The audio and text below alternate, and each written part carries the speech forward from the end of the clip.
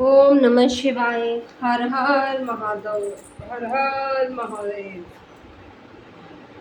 जैसे कि आप सभी भक्तों को पता है कि हमारे चैनल पर शिव पुराण की गाथा गाई जा रही है। हमने मिलकर बहुत से अध्याय पढ़ लिए हैं। अब हम स्टार्ट करते हैं। नवा अध्याय भैरव जी का अभिवादन। नंदीश्वर बोले, हे सनत कुमार जी, भगवान शिव का आशीर्वाद पाकर भैरव जी कालों के भी काल हुए और उन्होंने अपने प्रभु भगवान शिव की आज्ञा से कापालिक व्रत को धारण किया। काल भैरव हाथ में कपाल लेकर काशी नगरी की ओर चल दिए, परंतु ब्रह्म हत्या नामक कन्या उनके पीछे लग गई। एक दिन काल भैरव कापालिक वेश धारण करके भगवान नारायण के स्थान पर गए। तब त्रिनेत्रधारी भगवान शिव के भैरव रूप को आता हुआ देखकर सब देवताओं व ऋषि मुनियों ने हाथ जोड़कर उन्हें प्रणाम किया और उनकी स्तुति करने लगे। भगवान शिव ने अपनी प्रिय देवी लक्ष्मी से कहा, हे देवी, आज तो हम दोनों धन्य हो गए जो हमने भगवान शिव के काल भैरव का दर्शन करा। इन्हीं से पृथ्वी को धारण कर रखा है। यह भगवान शिव ही शरणागतों को शांति प्रदान करने वाले सभी तत्वों से युक्त हैं। यही सब प्राणियों के अंतर्यामी और अपने भक्तों को सब कुछ प्रदान करने वाले हैं और उनकी कामनाओं को पूरा करने वाले हैं। इनके दर्शनों से ही मनुष्य सब बंधनों से मुक्त हो जाता है। काल भैरव जी की इस प्रकार भिक्षा मांगते हुए देखकर भगवान श्री हरि विष्णु ने उनसे प्रश्न किया कि हे भगवान, आप तो तीनों लोगों का राज्य प्रदान करने वाले हैं, भला आपको भिक्षा मांगने की क्या आवश्यकता पड़ गई। तब विष्णु जी के इस प्रकार के वचनों को सुनकर काल भैरव जी बोले, हे नारायण, मैंने ब्रह्मा जी के 5वें सिर को काट दिया था, इसलिए अपने द्वारा किए गए पश्चाताप करने हेतु मैं यहाँ आया हूँ। तब काल भैरव के वचनों को सुनकर भगवान शिव बोले, हे भैरव, आप तो समस्त दुखों का नाश करने वाले विघ्नहर्ता है, आप सदा ही अपनी लीलाएं करते हैं। तब देवी ने भिक्षा के रूप में मनोरथी नाम की विद्या भैरव जी के भिक्षा पात्र में डाल दी। भिक्षा प्राप्त करके भैरव जी अन्य स्थान की ओर चल पड़े। तभी विष्णु जी ने भैरव के पीछे जाती हुई ब्रह्महत्या को देखा और उनसे कहा कि शिव जी का पीछा छोड़ दे, परंतु ब्रह्महत्या ने कहा कि इस बहाने मैं ही शिव की सेवा करती हूँ। यह कहकर ब्रह्महत्या फिर भैरव जी का पीछा करते हुए काशी नगरी में आ गई। वहां पहुंचते ही ब्रह्महत्या पाप पाताल में समा गई और ब्रह्मा जी का सिर भैरव जी के हाथ से छूटकर पृथ्वी पर गिर पड़ा। जिस स्थान पर काल भैरव जी के हाथ से ब्रह्मा जी का सिर का 5वां सिर गिरा था, वह स्थान कपाल मोचन तीर्थ के नाम से सिद्ध हो गया। तब जब तक भैरव जी पूरी पृथ्वी का भ्रमण करके काशी नहीं पहुंचे, उनके हाथ में ब्रह्मा जी का सिर चिपका रहा और काशी पहुंचते ही वह छूट गया। इसीलिए काशी नगरी को पाप नाशिनी माना जाता है और यह सत्पुरुषों द्वारा सदा सेवनीय है। जो मनुष्य शुद्ध हृदय से कपाल मोचन भैरव जी का स्मरण करता है, उनके जन्म जन्मांतरों के पाप नष्ट हो जाते हैं। कपाल मोचन तीर्थ में जाकर विधि पूर्वक पिंडदान और देव पितृ तर्पण करने से मनुष्य ब्रह्म हत्या के पाप से भी छुटकारा पा लेता है। प्रतिदिन भैरव जी के दर्शन करने से मनुष्य के समस्त पापों का नाश हो जाता है। काशी में रहने वाला जो पुरुष कृष्णाष्टमी के दिन मंगलवार को भैरव जी के दर्शन करता है या उसके सभी पाप नष्ट हो जाते हैं। 10वां अध्याय नरसिंह लीला वर्णन। नंदीश्वर बोले, हे प्रभु, शार्दुल नामक भगवान शिव के अवतार के बारे में मैं तुम्हें बताता हूँ। कल्याणकारी भगवान शिव ने एक बार अग्नि के समान जलते हुए शरभ रूप को धारण किया था। वैसे तो भगवान शिव अपने भक्तों की रक्षा और अपने कल्याण के लिए अनेक अवतार धारण करते हैं, जिनकी गणना करना असंभव है। एक बार तो उनके द्वारपालों जय विजय को दिए गए शाप के कारण वे दोनों द्वितीय पुत्र कश्यप जी के पुत्रों के रूप में उत्पन्न हुए। पहला पुत्र हिरण्यकशिपु और दूसरा हिरण्याक्ष रूप में विख्यात हुआ। इन दोनों को घोर तपस्या करके ब्रह्मा जी ने वरदान प्रदान किया और पूरे संसार में उपद्रव करना आरंभ कर दिया। वे किसी से नहीं डरते थे। ऋषि मुनियों और देवताओं को शत्रु बनकर उन सदैव नुकसान पहुंचाते और उन्होंने शोणित नगर को अपना राजधानी बनाया था और तीनों लोगों पर विजय का लक्ष्य बनाकर निरंतर युद्ध में लगे रहते थे। वे बहुत पापी और दुराचारी हो गए थे।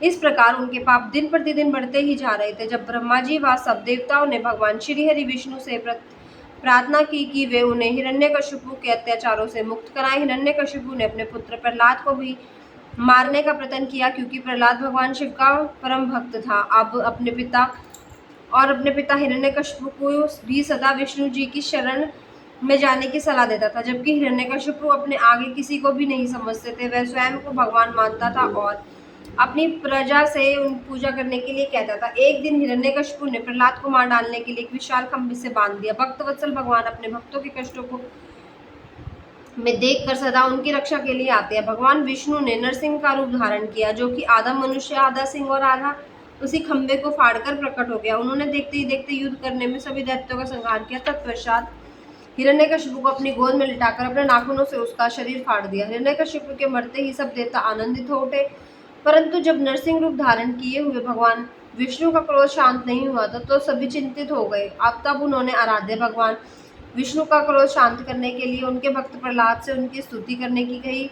अपने प्रहलाद की स्तुति से सुनकर विष्णु जी ने उन्हें गले से लगा लिया, परंतु फिर भी उनका क्रोध की ज्वाला शांत नहीं हुई। तब देवता भक्तवत्सल कल्याणकारी भगवान शिव शरण में गए और उनसे क्रोध को शांत करने की प्रार्थना की। उनकी प्रार्थना सुनकर सर्वेश्वर शिव ने कहा, हे देवताओं, आप लोग चिंता का त्याग करके अपने अपने धाम को जाइए। मैं भगवान श्री हरि को अवश्य शांत करूंगा। और सब देवता प्रसन्नतापूर्वक अपने धाम को चले गए। 11वां अध्याय शरभ अवतार। नंदीश्वर बोले, जब देवताओं की प्रार्थना सुनकर कल्याणकारी भगवान शिव ने नरसिंह का क्रोध शांत करने का आश्वासन देकर विदा करा, तब उन्होंने प्रलयंकारी भैरव रूप महाबली वीरभद्र को बुलाया।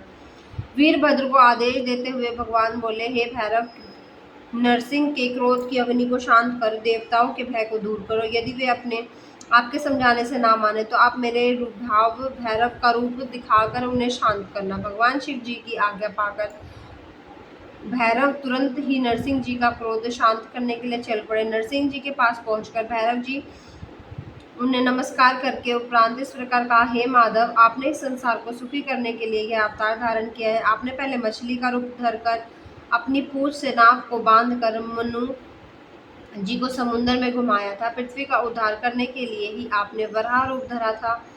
तत्पश्चात आपने वामन का अवतार करके बलि को बांधा था। अब अपने भक्तों के कष्टों को दूर करने के लिए आपने नरसिंह रूप धारण करा है। प्रभु, आप ही सबके दुखों का नाश करने वाले हैं। आपने जिस कार्य की सिद्धि हेतु नरसिंह का अवतार धारण किया था, वह पूर्ण हो चुका है। इसलिए अब आप इस भयंकर रूप को त्याग दीजिए और अपना पुनः मनोहारी रूप धारण कर लीजिए। वीरभद्रों के इन वचनों को सुनकर नरसिंह जी के क्रोध की ज्वाला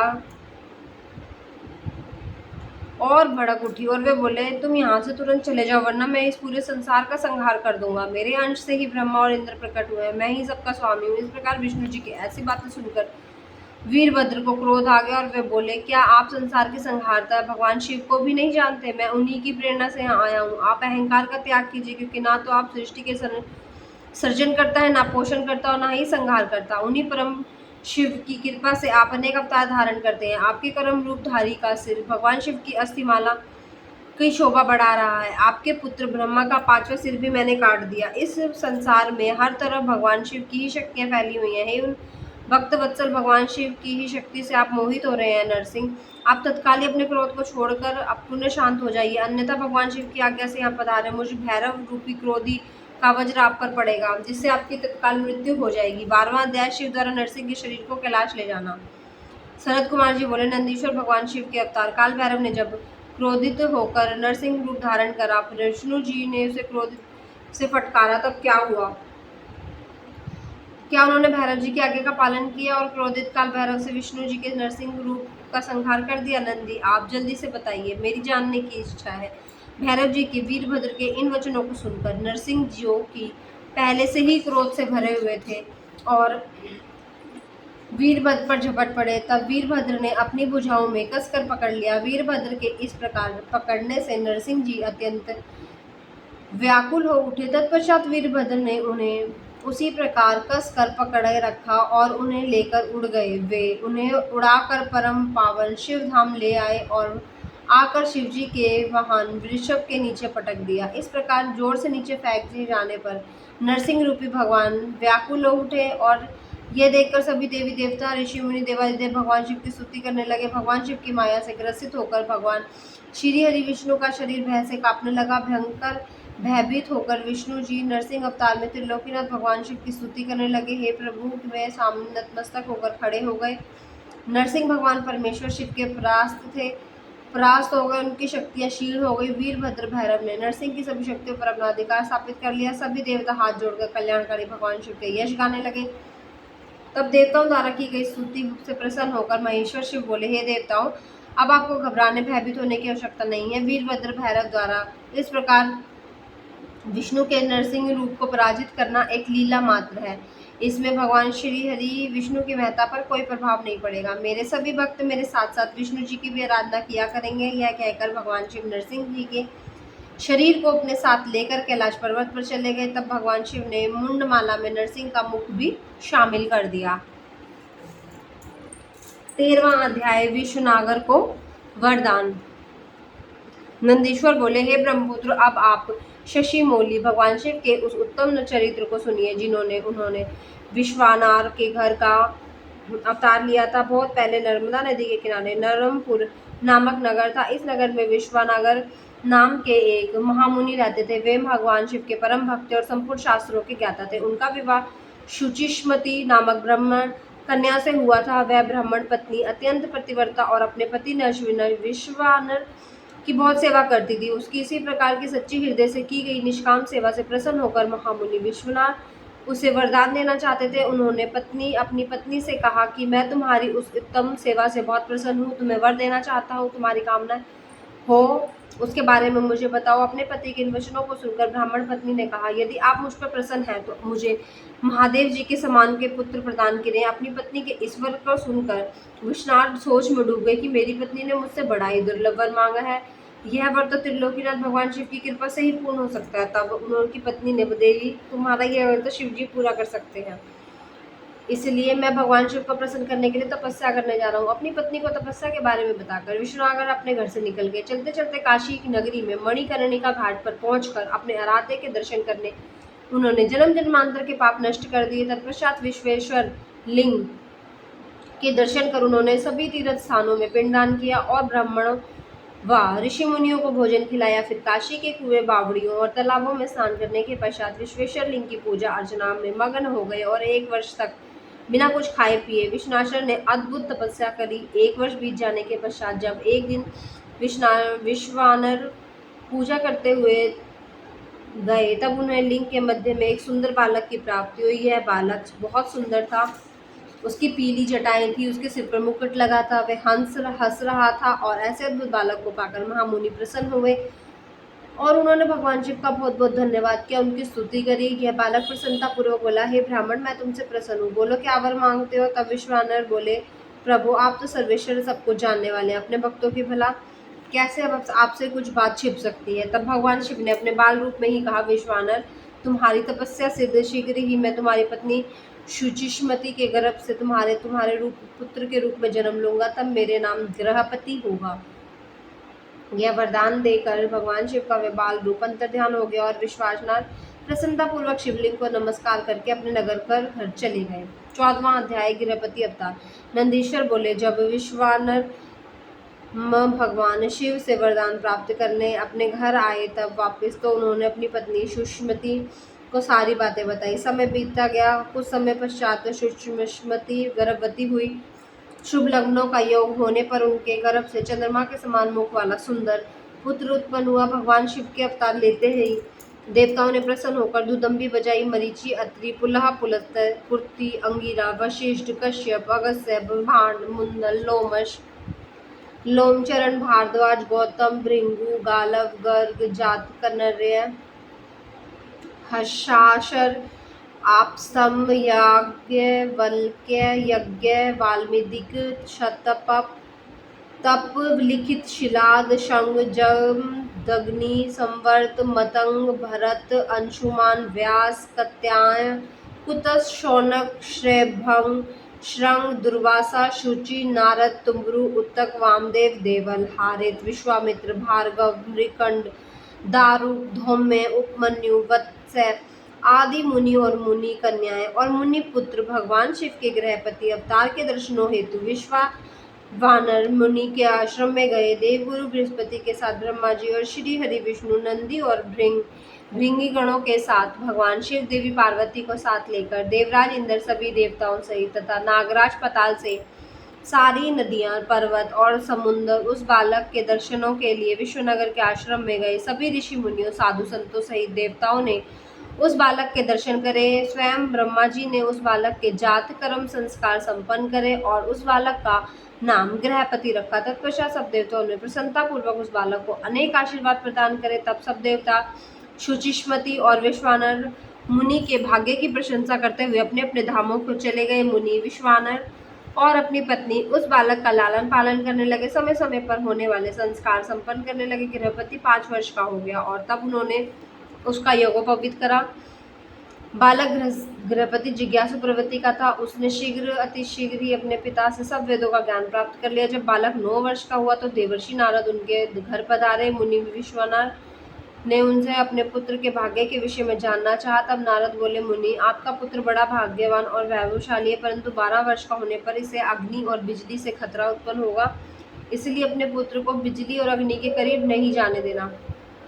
ऐसा वचन देकर देवर्षि नारद उस बालक को अपना आशीर्वाद देकर वहां से चले गए। 15वां अध्याय। गृहपति को शिवजी से वर की प्राप्ति। नंदीश्वर बोले, हे मामुनि, जब इस प्रकार की बातें देवर्षि ने कही तब उनके वचनों को सुनकर देवी सुषमति और विश्वानर को बहुत दुख पहुंचा और वे जोर जोर से रोने लगे। शोक में रोते देख दोनों मूर्छित हो गए। फिर दोनों पहले मुनि विश्वानर में उन्हें संभाला और फिर अपनी पत्नी को समझाते हुए बोले, देवी, इस प्रकार रोकर कुछ भी नहीं होगा, इसलिए तुम रोना बंद करो। फिर वे दोनों अपने पुत्र गृहपति को ढूंढने लगे। जब उसका पुत्र घर से बाहर था तो वापस आया तो माता पिता को इस प्रकार रोता हुआ देखकर पूछने लगा कि आप क्यों रो रहे हैं। अपने पुत्रों के ऐसे प्रश्नों को सुनकर देवी सुषमति ने गृहपति को अपने गले से लगा लिया और रोते हुए ही उसने नारद जी की द्वारा कही गई बात कह दी। उसने सुनकर गृहपति तनिक भी विचलित नहीं हुआ और अपने माता पिता को समझाने लगा कि आप इस प्रकार दुखी ना होइए, मैं मृत्यु विजयी शिव मंत्र का जप कर मृत्यु से अपनी रक्षा कर लूंगा। अपने पुत्र की सहायता साहसपूर्ण बातें सुनकर माता पिता दोनों प्रसन्न हुए और बोले कि मृत्युंजय भगवान शिव की आराधना करने से अवश्य ही सारे विघ्न दूर हो जाते हैं। तुम उनकी शरण में जाओ और तुम्हारा कल्याण करेंगे। अपने माता पिता से आशीर्वाद लेकर गृहपति काशी चला गया। वहां उसने स्नान करके शिवलिंग के दर्शन करे।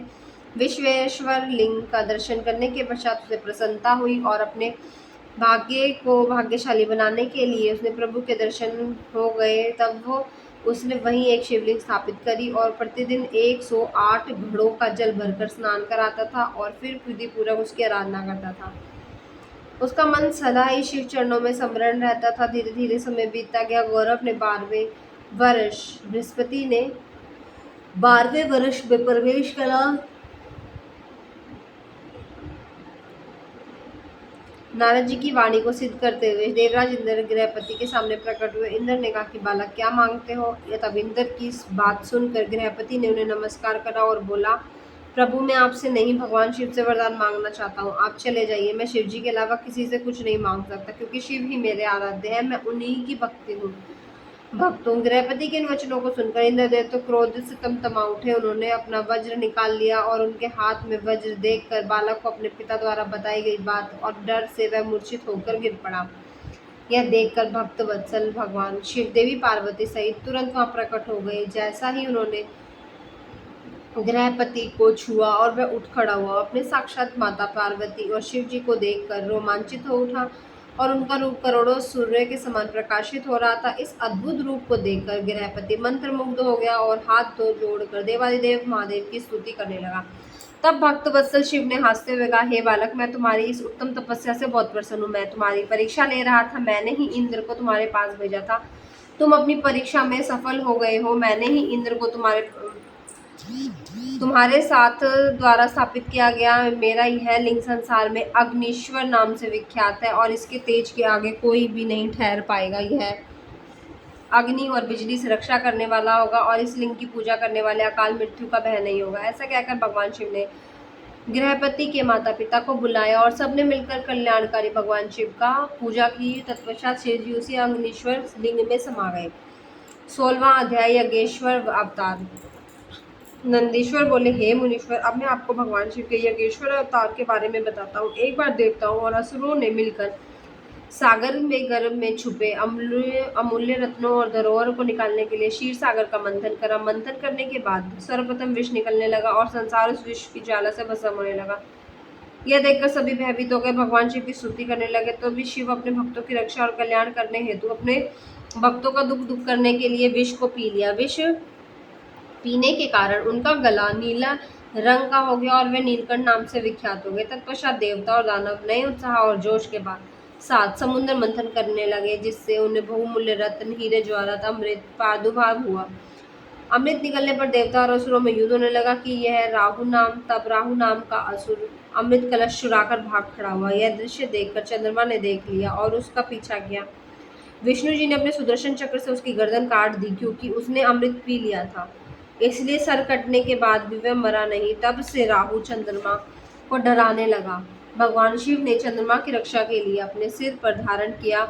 देवताओं ने असुरों से अमृत कलश छीन लिया और अमृत पान कर लिया। अब उन्हें अपने पर अभिमान होने लगा और वे बल की प्रशंसा करने लगे। जब इस बात का त्रिलोकीनाथ भगवान को शिव को पता चला कि देवता मदान्त हो गए हैं, और अपने देवताओं को होश में लाने के लिए अपने मन में निश्चय किया कि भगवान शिव यक्ष का रूप धरकर देवताओं के पास पहुंचे। देवता ने उनसे बल की प्रशंसा करने लगे। देवताओं की गर्वपूर्ण बातों को सुनकर यक्ष रूप धारण करे भगवान बोले, तुम्हारा यह अभिमान गर्व झूठा है। सच्चाई तो यह है कि तुम्हारा निर्माण करने वाला स्वामी तो कोई और ही है। तुम गर्व में भरकर भूल गए हो, तुम्हारे अहंकार और अभिमान आ गया है। अभी मैं तुम्हारे बल की परीक्षा लेता हूँ। यह कहकर उन्होंने एक तिनका धरती पर रखा और कहा कि हे बलशाली देवताओं, अपने पराक्रम और बल से अपने अस्त्र शस्त्रों का प्रयोग करके इसे काट दो। तब सब देवता अपने बल को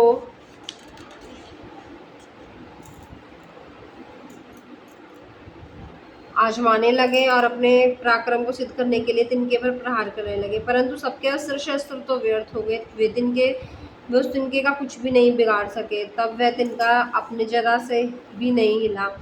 यह देखकर सब देवताओं का आश्चर्य हुआ। देवता आश्चर्यचकित होकर बोले, एक दूसरे को देख रहे। तभी आकाशवाणी हुई। आकाशवाणी बोली, देवताओं, यक्ष के रूप में ये कोई और नहीं, स्वयं भगवान शिव है, जो सब की परमेश्वर, रचना करता, पालन करता और विनाश करता है। आकाशवाणी सुनकर सब देवताओं को अपनी भूल का एहसास हो गया और वे यज्ञेश्वर भगवान शिव को प्रणाम करके उनकी स्तुति करने लगे। शिव जी के यज्ञेश्वर रूप देख देवताओं का घमंड दूर कर दिया और फिर सबको आशीर्वाद देकर वहां से अंतर्ध्यान हो गए। 17वां अध्याय, शिव दशा अवतार। नंदीश्वर बोले, हे महामुनि, जब मैं आपको त्रिलोकीनाथ भगवान शिव के 10वें अवतार के बारे में बताता हूँ। भगवान शिव के पहले अवतार को महाकाल कहा जाता है और यह प्रभु के भक्तों और भक्ति मुक्ति प्रदान करते हैं। देवी महाकाली अपने भक्तों को सदा मनोवांछित फल प्रदान करती है। तारा नामक दूसरा अवतार सेवकों को सुख और भक्ति मुक्ति देता है। भील नामक तीसरा भुवनेश अवतार भुवनेश नामक भील शक्ति का है। चौथा षोडश विदेवेश की षोडश शक्ति का है, जो महादेव जी के परम भक्तों को सुख प्रदान करता है। पांचवा भैरव की गिरजा नामक भैरवी शक्ति का है, जो उपासना करने वालों की सभी मनोकामना पूरा करता है। छठी छिन्नमस्ता नामक शक्ति भक्तों के मनोरथों को पूरा करने और उन्हें शांति से प्रदान करने वाली है। भगवान शिव शंकर का 7वां अवतार धूम्रवान, और जिससे धूम्रवती शक्ति फल देने वाली है। 8वें अवतार रूप का नाम बगला है और बगलामुखी शक्ति महा आनंद देने वाली है और भक्तों का कल्याण करने वाली है। शिव जी का 9वां अवतार मातंग नाम से हुआ और जिससे मातंग शक्ति उत्पन्न हुई। देवादिदेव भगवान शिव के 10वें अवतार के रूप में कमल का प्रादुर्भाव हुआ, जिससे कमला नामक शक्ति उत्पन्न हुई। यह शक्ति अपने भक्तों का पालन करने वाली और अभिष्ट फल प्रदान करने वाली। त्रिलोकीनाथ कल्याणकारी भगवान शिव द्वारा लिए गए ये 10 अवतार सज्जन पुरुषों और उनके परम भक्तों को सदा सुख प्रदान करने वाले भक्तवत्सल भगवान शिव इन अवतारों द्वारा अपनी भक्ति में लीन रहने वाले और को अपनी सच्ची भक्ति और मुक्ति प्रदान करते हैं। देवादिदेव महादेव द्वारा धारण किए गए ये 10 अवतार तंत्र शास्त्र से संबंधित है। ये 10 अवतार अद्भुत हैं और इनकी महिमा दिव्य है। भगवान शिव की ये 10 शक्तियाँ शत्रुओं को मारने के कार्य में प्रयुक्त होती हैं। ये 10 दिव्य शक्तियाँ दुष्टों को दंड देती हैं और ब्रह्म तेज में वृद्धि करती हैं। 18वां अध्याय, एकादश रुद्रों की उत्पत्ति। नंदीश्वर बोले, हे मुने, अभी मैंने आपको कल्याणकारी भगवान शिव के 10 अवतारों के बारे में बताया और 11वें अवतार के बारे में बताता हूँ। इनने सुनने से असत्य के दोषों में उत्पन्न होने वाली बाधा दूर हो जाती है। पूर्व समय में एक बार देवराज इंद्र अपनी नगरी अमरावती को छोड़कर चले गए। यह देखकर पिता कश्यप ऋषि को बहुत दुख पहुंचा। मुनि कश्यप भगवान शिव के परम भक्त थे और उन्होंने इंद्र को समझाया और स्वयं काशी नगरी आ गए। वहां उन्होंने पावन गंगाजल में स्नान के पश्चात विश्वेश्वर लिंग के दर्शन करे और उसी के पास एक अन्य शिवलिंग की स्थापना करी।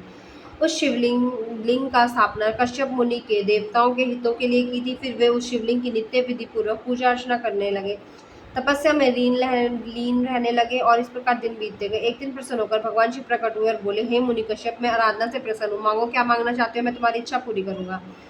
तब भगवान शिव के ऐसे वचन सुनकर मुनि प्रसन्न हुए और बोले, हे भगवान, मैं अपने पुत्र के दुख से दुखी हूँ, आप मेरे पुत्र के दुख का दूर करें और आप मेरे घर में मेरे पुत्र के रूप में उत्पन्न होकर मुझे सुख की प्रदान कीजिए। कश्यप मुनि के वर को सुनकर शिवजी ने तथास्तु कह दिया और अंतर्ध्यान हो गए। तब कश्यप मुनि भी प्रसन्नता पूर्वक घर चले गए। उन्होंने सब देवताओं को अपने वरदान के बारे में बताया, जिसे जानकर सब देवता प्रसन्न हो गए। भगवान शिव द्वारा अपने वरदान के फलस्वरूप कश्यप मुनि के यहाँ अपने पुत्र के रूप में जन्मे कश्यप मुनि ने उनका प्यार से नाम सुरभि रखा। सुरभि के जन्म पर बड़ा उत्सव हुआ। सभी देवताओं ने प्रसन्न होकर फूल बरसाए, अप्सराएं नृत्य गाने लगी और चारों दिशाओं में मंगल ध्वनि गूंजने लगी। देवताओं ने कश्यप मुनि को बहुत बहुत बधाई दी। तत्पश्चात सुरभि के बड़े होने पर कपाली, पिंगल, भीम, विरूक्ष, विलोहित, शास्ता, अजापात, आपिबुर्दे, शंभु, चंड तथा भव नामक 11 रुद्रों ने जन्म लिया। इन 11 रुद्रों ने देवताओं की रक्षा करने हेतु अनेक असुरों का वध करा और फिर उन्होंने दैत्यों का अधिकार किया गया स्वर्ग वापस ले लिया और इस प्रकार देवराज इंद्र का राज्य हो गया। ये 11 रुद्र आज भी देवताओं की रक्षा के लिए स्वर्ग में विद्यमान है। अभी इस भाग में इतना ही। इससे आगे की कथा हम इससे अगले भाग में करेंगे। तभी तक के लिए सभी शिव भक्तों को ओम नमः शिवाय और हर हर महादेव, हर हर महादेव।